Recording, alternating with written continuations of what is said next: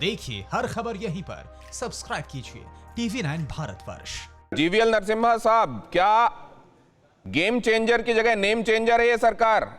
Labour, liquidity, law, इस तरीके से एक जैसी चीजें बनाना, ये राइम करा देना, इस पे चल रहा है क्या मामला? दिनेश जी, मुझे हमें हमें पहले लगा कि मेक इन इंडिया का क्या एक्चुअल सोच है, ये राहुल गांधी को समझ नहीं आई थी। याद होगा आपको, बेंगलुरु के एक कॉन्वेंट में गए थे राहुल गांधी, इसको मजाक बनाने की कोशिश किया, खुद मजाक बन गए। तो हमें मुझे आश्चर्य हो रहा है, चरण सिंह सापरा जी को वो कॉन्सेप्ट ही समझ नहीं आई। उस कॉन्सेप्ट चली, ठीक ठाक हुआ, बट लेकिन असली समय अभी है उसका पूरा उपयोग लेने का, क्योंकि हमारी टैक्स स्ट्रक्चर विश्व में we were one of the highest tax rated country earlier. हमने अभी टैक्सेस को, कॉर्पोरेट टैक्स को हमने घटाया है। और लेबर, लैंड, ये हमारे लिए बहुत बड़ी, विश्व के बड़े कंपनीज को भारत में आने के लिए ये हमारे सिस्टम्स डेफिनेटली एक इंपेडिमेंट रहे हैं। उसको सुधार करना बहुत आवश्यक है, वो कर रहे हैं हम। इसलिए ये सुधार के बिना हम मेक इन इंडिया को और एक बड़े ग्लोबल मैन्युफैक्चरर के रूप में हम उभर नहीं सकते हैं। सुनील चोपड़ा जी को तकलीफ है, चाइना के नाम क्यों ले रहे हैं? हम चाइना के साथ हम कोई लड़ाई नहीं लड़ रहे हैं, उनके साथ कोई कंपीट नहीं कर रहे हैं, लेकिन चाइना के अलावा बहुत सारे कंट्रीज चाइना से बाहर भी इस प्रकार के मैन्युफैक्चरिंग फैसिलिटी सेटअप करना चाहते हैं। और भारत में लोकल का मतलब ये नहीं है कि हम केवल अपने लोकल कंजम्पशन के लिए बनाएं। हम इस कद तक हमारे क्वालिटी को हम बेहतर करें ताकि हम लोकल कंजम्पशन के और नहीं, आपसे कुछ पूछना चाहते हैं सापरा साहब, नरसिम्हा राव साहब कुछ पूछना चाह रहे हैं सापरा साहब आपसे, कहिए।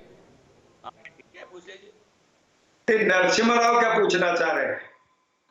देखिए, लेबर लॉस की आपने बात की अभी, मैं उस पे बता दूं कि भारतीय जनता पार्टी से ये एक्सपेक्ट नहीं किया जा सकता कि ये लेबर के प्रति या माइग्रेंट वर्कर के प्रति ये संवेदनशील। आइए जवाब ले लूं।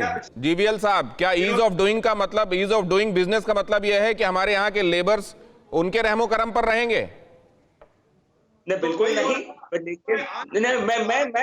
मैं सापरा जी से मैं सवाल पूछना चाहता हूं। केंद्र सरकार ने कहा था 52,000 करोड़ रुपए, 52,000 करोड़ जो कंस्ट्रक्शन सेस में प्रदेश सरकारों के पास हैं, उनको 3.5 करोड़ कंस्ट्रक्शन लेबर को बांटने के लिए केंद्र सरकार ने आदेश दिया था। ये पैसा सभी राज्य सरकारों के पास है। मैं पूछना चाहता हूं, ये बांटा गया होता कम से कम एवरेज 14,000 रुपए पर वर्कर का बैठता है ये अमाउंट, 52,000 करोड़। क्या राजस्थान ने बांटा है इसको? क्या महाराष्ट्र ने बांटा है? सापरा साहब जवाब दीजिए, सापरा साहब जवाब दीजिए, जवाब ले लीजिए, जवाब ले लीजिए राव साहब, जवाब ले लीजिए। जितना पैसा केंद्र की सरकार ने जिसके लिए भी भेजा है वो राज्य की सरकारों ने बांटा है, लेकिन इनको ये अकल नहीं है कि बहुत सा लेबर जो है वो ऑर्गेनाइज्ड लेबर नहीं है, इनफॉर्मल सेक्टर में भी है। तो इनफॉर्मल सेक्टर के अंदर जो लेबर है उसके लिए हम मांग रहे हैं कि जनधन अकाउंट में 7,500 रुपया डालिए, जो इस सरकार को समझ में नहीं आ रही। इसलिए मैं कह रहा हूं कि भैंस के सामने बीन बजाने वाली ये सरकार है। नरसिम्हा राव साहब, सुन लिया आपने? मैं आगे जाता हूं, वरना यह असंगठित क्षेत्र जो कि बड़ा क्षेत्र है 80%, उसके लिए आप लोग ध्यान नहीं दे रहे हैं। उन मजदूरों के लिए क्या करना है? आपके पास कोई स्कीम नहीं है? दिनेश जी, जी हाँ ठीक। देखिए, मैं ऑलरेडी देखिए, सबसे कमजोर वर्ग के लिए सबसे पहला लॉकडाउन के घोषणा के 48 घंटों के अंदर एक गरीब कल्याण योजना का पैकेज का घोषणा किया था। उसमें करीब 40 करोड़ लोगों के लिए, देश के 40 करोड़ लोग, उनके लिए सीधा डीबीटी के माध्यम से उनके अकाउंट में लगभग 45,000 करोड़ रुपए, शायद ये अभी 50,000 करोड़ हुआ था। आज एफएम की प्रेस कॉन्फ्रेंस में मैंने ये सुना, ये कुछ दिन पहले 45,000 करोड़ रुपए डाला गया था डीबीटी के माध्यम से। इसमें 20 करोड़ महिलाओं की अकाउंट है। इसके अलावा तो उनको उज्ज्वला के तहत जो फ्री गैस सिलेंडर दिया, नहीं, हम ये लगातार सुन रहे हैं, लेकिन क्या राजीव रंजन साहब, जमीन पर लोगों को ये लाभ मिल गया? क्या वो उनको ये राहत मिल चुकी? क्या उनका इंतजार खत्म हो गया राजीव रंजन साहब? देखिए, अलग अलग सेक्टर्स में जो ऐलान है, ब्रेकअप पूरी तरह से भी स्पष्ट नहीं है, लेकिन ऐलान तो निश्चित तौर पर आकर्षक दिखता है। मैं छात्रा साहब को एक बात जरूर कहूंगा, उन्होंने मेक इन इंडिया और स्वदेशी को ग्लोबल बनाने वाले दोनों ही तरह के जो मॉडल्स हैं उसको एक साथ समझ करके थोड़ी गलती की है। इसलिए कि एप्पल का मैं एक रिलीज देख रहा था जिसमें उन्होंने चाइना से 20% उत्पादन क्षमता भारत को स्थानांतरित करने की बात की। तो ये मेक इन इंडिया का एक उदाहरण हो सकता है।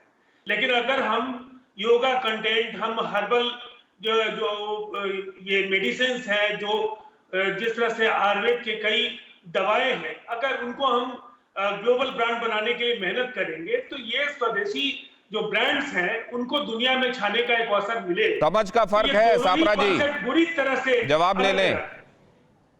इसीलिए मैं एक बार जवाब ले लें राजीव जी, समझ का फर्क है। चरण जी, आप लोगों को समझ में नहीं आई ये बात। ये फाइनेंस मिनिस्ट्री को भी रखनी होगी, अलग अलग जवाब ले लीजिए ना राजीव जी, जवाब ले लीजिए। न्यूज़ टॉप 9 रोज सुबह 7 बजे और शाम 7 बजे सिर्फ TV9 भारतवर्ष पर।